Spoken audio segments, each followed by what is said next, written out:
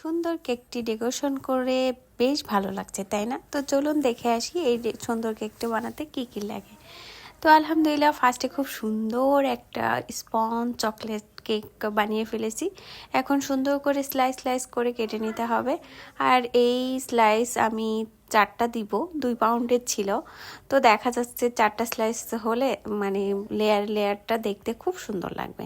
তো যাই হোক, খুব সুন্দর করে 4টা স্লাইস কেটে আমি এখন বোর্ডে সুন্দর করে একটু ক্রিম লাগিয়ে নিলাম, ওই শেপে, রাউন্ড শেপে, যেন সুন্দরভাবে একটু সেট হয়ে থাকে। এটা একটু অনেক দূরে একটা হচ্ছে ডেলিভারি যাবে, আপুর বাচ্চার বার্থডের জন্য অর্ডার করেছিল।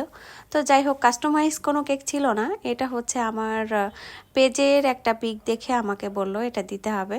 তো যাই হোক, এটা আমি কিন্তু চকলেট একটু টেস্ট করার জন্য এই যেই সুগার পানিটা দিচ্ছি, এটার ভিতরে গুঁড়া দুধ আছে, আপনার হচ্ছে একটু এই যেই চকলেটটা আমি এখন দিচ্ছি লেয়ারে, এই চকলেটটা তারপরে আপনি একটু চিনি গুঁড়া দুধ মিক্স করে সুন্দর একটা চকলেটি একটা আইসিং সুগার পানি তৈরি করে তারপরে আমি এখানে দিয়েছি।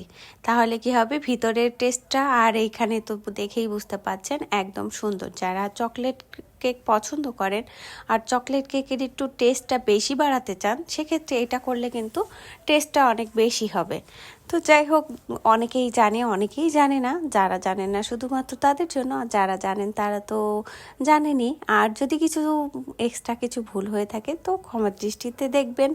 তো যাই হোক, আলহামদুলিল্লাহ খুব সুন্দর করে আমি আমার মতো করে ফিনিশিং দেওয়ার চেষ্টা করছি। ভিতরে তো দেখা যাচ্ছে যারা বেশি পছন্দ করে ক্রিম তাদের জন্য বেশি, যারা একটু কম পছন্দ করে তাদের জন্য স্বাভাবিক।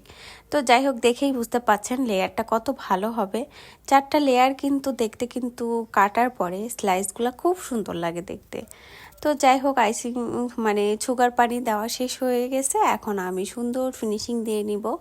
আর এটা আসলে কি বলবো, মানে শীতের সময় কাজ করতে বেশ ভালো লাগে, যেহেতু ক্রিমের গলাগলির কোনো ঝামেলা থাকে না, মানে খুব শান্তি করে কাজ করা যায়। এইটাই হলো শীতের সময় একটু শান্তি করে কেক বানানোর একটা ভালো লাগা একটা জিনিস আর কি।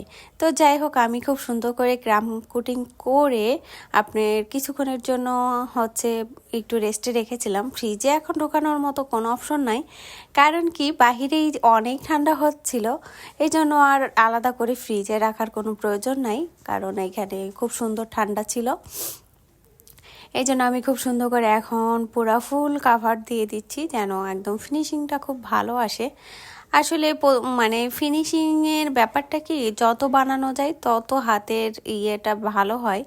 তো যাই হোক, আমি অনেক আগে থেকেই কম বেশি বানাচ্ছি, হয়তো ফিনিশিংটা খুব একটা ভালো না হলেও অনেক চেষ্টা করেছি, ইনশাল্লাহ ভালো হয়েছে আর কি। তো যাই হোক, চকলেটি ভাবের যে ক্রিমটা, এটা কিন্তু এর ভিতরে অনেক কিছু মিক্স করে দিয়েছি, টেস্টটা কিন্তু দারুণ এসেছিল। আর আমার কাস্টমার যেই আপুটা তার বাচ্চার বার্থডের জন্য নিয়েছিল, সেটা কিন্তু মানে খুব সুন্দর একটা রিভিউ দিয়েছিল। এই ভিডিওটি অনেক আগেই দেওয়ার কথা ছিল, বাট আমি দিতে পারি নাই সময়ের অভাবে। তো এইখানে আমি হচ্ছে ডট ডট দিচ্ছি, এটা কিন্তু দারুণ একটা চকলেট কেকের কমন ডিজাইন। এটা আমি খুব সুন্দর করে মিল্ক করে নিয়েছিলাম, কিন্তু এটা আসলে শীতের মধ্যে তো একটু তাড়াতাড়ি কেন জানি ঘন হয়ে যাচ্ছিল। এদিকে যেমন ক্রিমের জন্য অনেক ভালো হয়, আর এদিকে আপনার গানাশের জন্য সেক্ষেত্রে একটু কষ্ট হয়ে যায়। তো যাই হোক, কোনো না কোনোভাবে একটু ম্যানেজ করে ফেললাম। এখানে দেখেই বুঝতে পাচ্ছেন খুব সুন্দর করে আমি পাইপিং জেলে নিয়ে আমি কাভারটা করে দিলাম। এখন আস্তে আস্তে ফাইনাল ফিনিশিংটা দিব।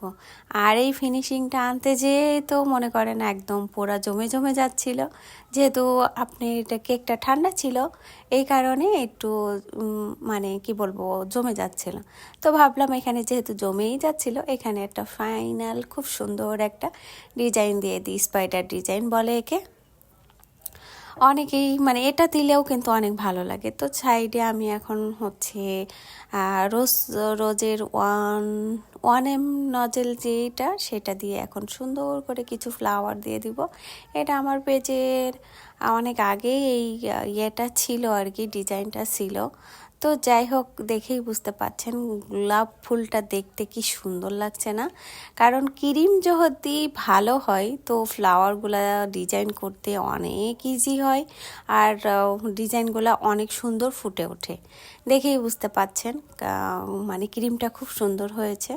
তো এখানে জায়গাটা ফাঁকা রেখেছি এই কারণে, এখানে বাচ্চার হচ্ছে হ্যাপি বার্থডে লিখতে হবে আর বাচ্চার নামটা লিখতে হবে, এই জন্য এখানে এরকম আমি ভাবছিলাম যে এইভাবে দিব না এইভাবে দেব। তো যাই হোক, খুব সুন্দর করে ডিজাইন করে নিয়েছি আর অফ ক্যামেরায় বাচ্চাটার নাম লিখে দিয়েছিলাম। তো সব মিলিয়ে আলহামদুলিল্লাহ মাশাল্লাহ আমার কেকটা খুব সুন্দর কভার করা হয়ে গিয়েছে। ভিডিওটি কেমন লাগলো তা অবশ্যই কমেন্ট করে জানাবেন। সবাই ভালো থাকবেন, সুস্থ থাকবেন, আল্লাহ হাফিজ।